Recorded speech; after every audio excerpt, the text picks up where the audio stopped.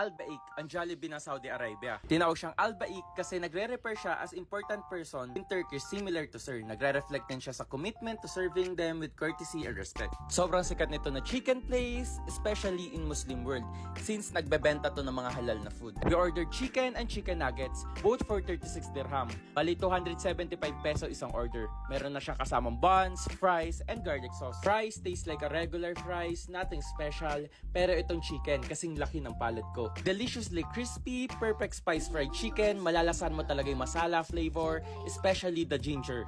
Roasted chicken nga pala to, kaya 40% na mas healthy siya kaysa sa regular na fried chicken.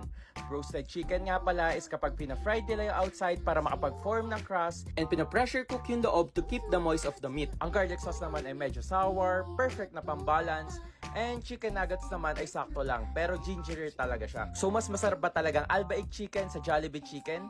Siguro kung lumaki ka sa Al-Baik chicken, mas masarap ang Al-Baik chicken. Pero kung lumaki ka sa Jollibee chicken, mas masarap ang Jollibee chicken. Yun lang, ciao ciao!